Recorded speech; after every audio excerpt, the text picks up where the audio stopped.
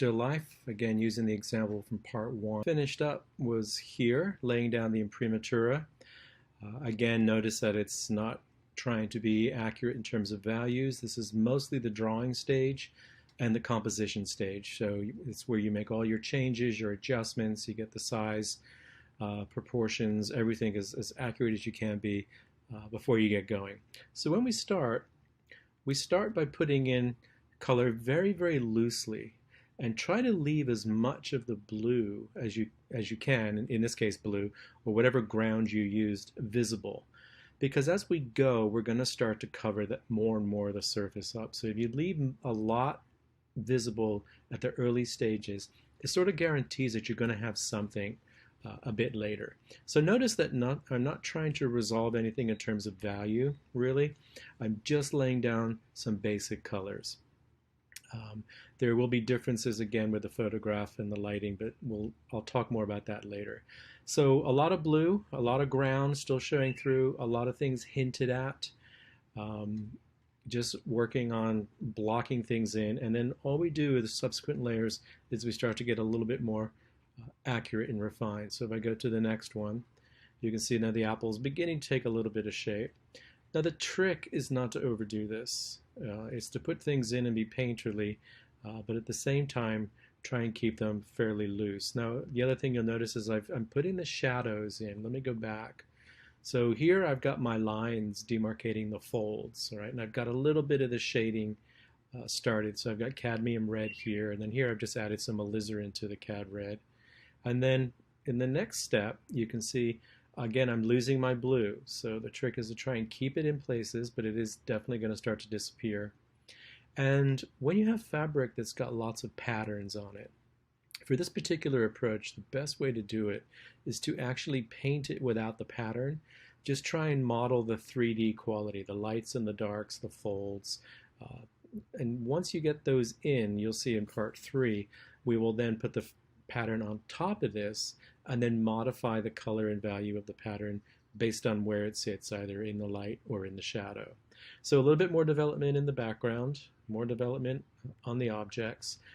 This goblet is still undone, but I've just thrown in some reflections that we have here. Now you can see the goblet has got some more refinement. We're starting to put some of the cloth in. The apple's getting a little bit more refined. We've got reflections from the yellow object next to the apple, reflections on this red object, more and more of the details of things that are happening in here. And so we're getting a little bit more refined, but the trick again is to keep it loose.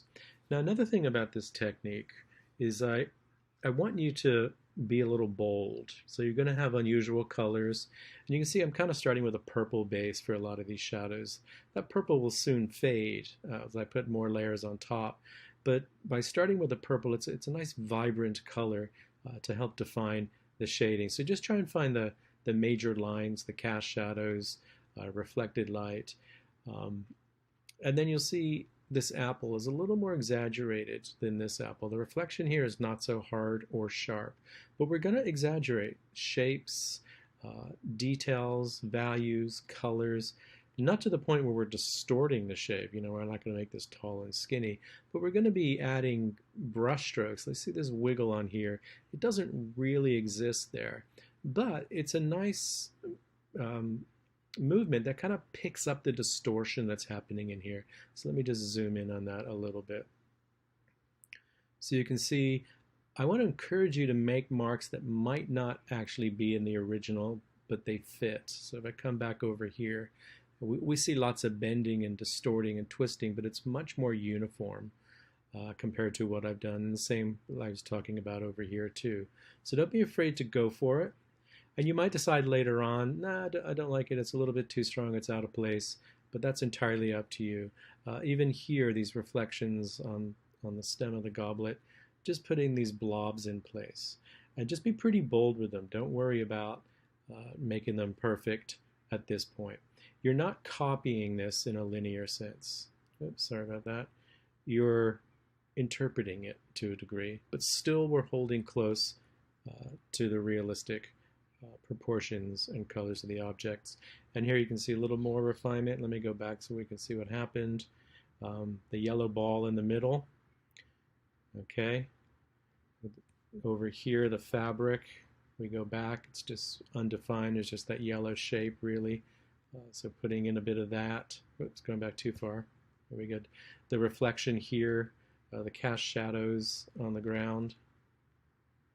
Okay, putting in some of the darks back here. That's going to help define that. Go back. So tucking in those darks. Go back a little bit more. There we go. And the darks here and getting the stem on the apple. Okay, so keeping it loose, trying to work on one thing very quickly before and then going to another thing. Don't stay on one object too much. I'm kind of leaving the bear till a little bit later. I'm going to work around the bear. Next part 3, we'll talk about the fabric and then the finishing touches to wrap it all up.